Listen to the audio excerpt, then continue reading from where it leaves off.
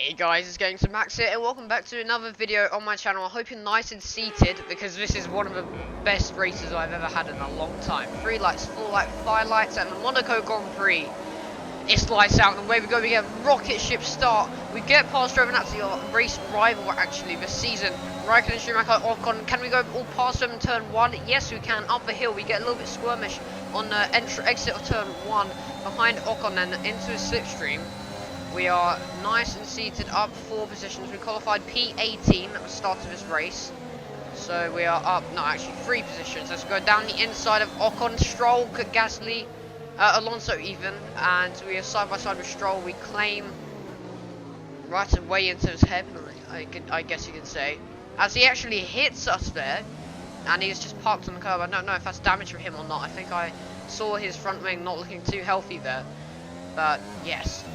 And halfway through lap 1, through the tunnel, ahead of us, Gasly and Vettel, we're going to try to keep up with soft runners. We have alternate strategy, of course. End of lap 1, 1.7 seconds. Vettel and Gasly are basically the same gap, and Stroll, I've increased the gap a little bit there as he spun out on that curve, of course. So he's at a bit of a disadvantage here. Lap 10, this is where the soft runners are supposed to be pitting then.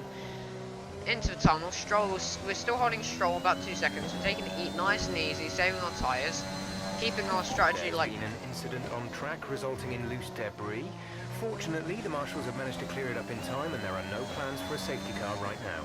Sorry Jeff, interrupted me there. We're keeping our strategy mind nice and open. We could stretch these tyres and go for a 1 stop onto maybe the mediums. But I'm more headed towards a 2 stop, medium, soft, as loads of people are pitted, including some medium runners as well for some reason. But most of softs are onto the mediums as we come out. P6, so there's still more positions yet to fall into our lap with pitting, and there's a Perez there. Can we get past him into turn 1? It's going to be very close. He has an inside line, there's a little bit of glitch there, and he stays in front of us, obviously being very quicker. In a way quicker of a car than us, and being a very good driver as well, keeping tyres. Everyone knows how good of a tyre saver he is. Lap 16, it's glitching all over the place here. I apologise, guys. As we almost lose it there, that was a great save from us. An incident on track, but officials aren't looking to push for a safety car right now. Just be careful. We are going to pit lap. We have acted and pulled the shot the gun. First out of this train. Look at the train now as bottom left of the map. I was in front of that train. So we pulled the trigger first. Oh, but what's this? We must have had some wing damage. I didn't know about it, and this could potentially ruin my race because I didn't know high damage. And obviously we added on about 6 seconds there, which isn't good. We need to be within the pack of original as we go. Almost right into the back with George Russell there. Obviously, him being on the hard tyre is going to be slow, obviously. An incident on track resulting in loose debris. Fortunately, the marshals have managed to clear it up in time, and there are no plans for a safety car right now. Yes, another instant there. As we go rounding outside of turn 1, we think about it. We go down the inside, and we are on the right side of the uphill climb. And what's that? We have smoke coming out behind of our car. We have our first mechanical fault of this game.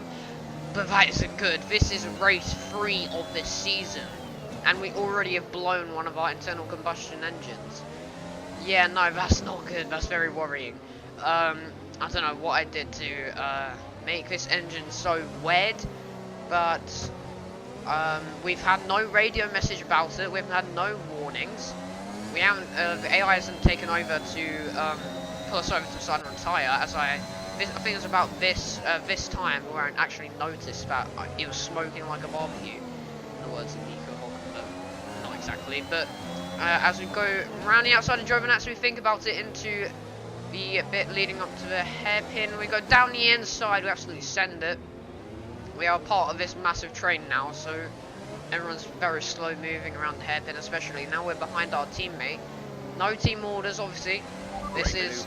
You made it look easy. Yes, we did make it look easy, as no team orders. This is only race 3 of the season. It's an open field here, but it is holding us up quite a bit from Sebastian Vettel. He's going down the inside to do Charles Leclerc.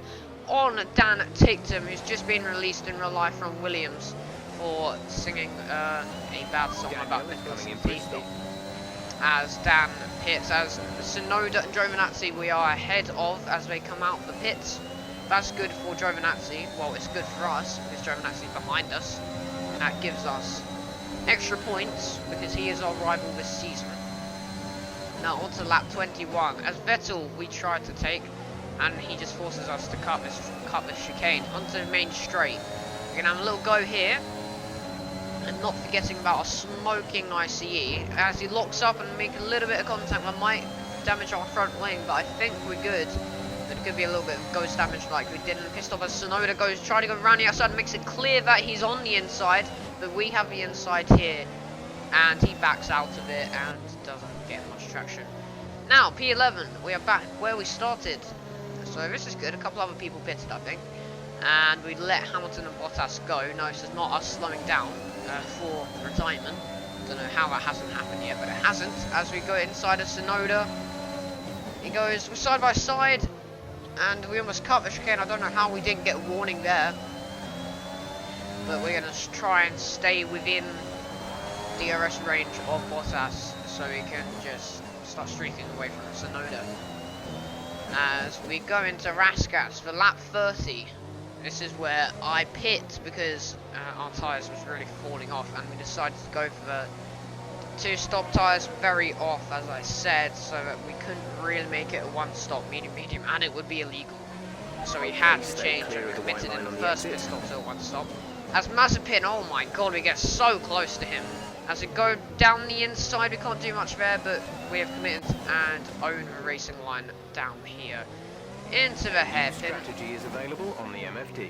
A new strategy, that's not good, because that probably means, well, it does mean that we have damage, and I can definitely feel it there for some reason.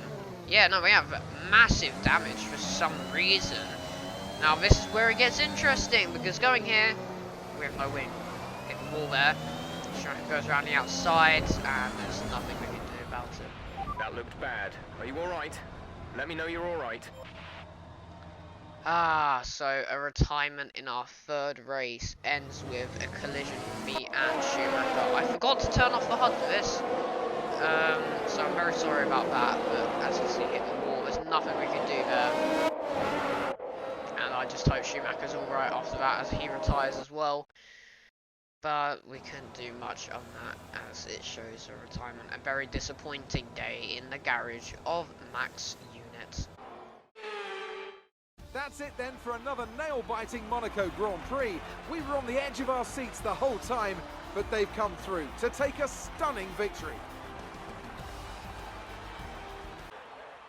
Lewis Hamilton takes the top step of the podium then, with Valtteri Bottas in 2nd, and Checo Perez taking his first podium of the season, I'm pretty sure.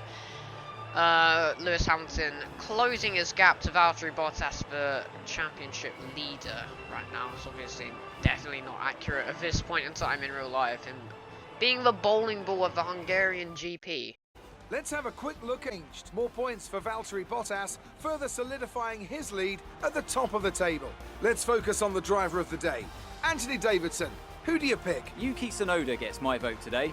Let's move on to the constructors. Mercedes continue to extend their lead. Meanwhile, Ferrari have improved their position. A strong weekend from them as they fight their way towards the top. It's been an absolutely wild weekend of Formula One action. I can't wait to see what's next. A quick look at the standings. Valtteri Bottas is leading by 9 points in the championship. We are P15, just behind Sebastian Vettel. So we haven't scored 1 point yet after that disappointing retirement. Lewis Hamilton closing this gap, 9 points I've already said. Max Verstappen conceding a position in the drivers to Lewis Hamilton. In the constructors, we haven't scored a point yet, so we are P8 as Ferrari gets a very decent race in the points department, leading them, well, making 3 places up.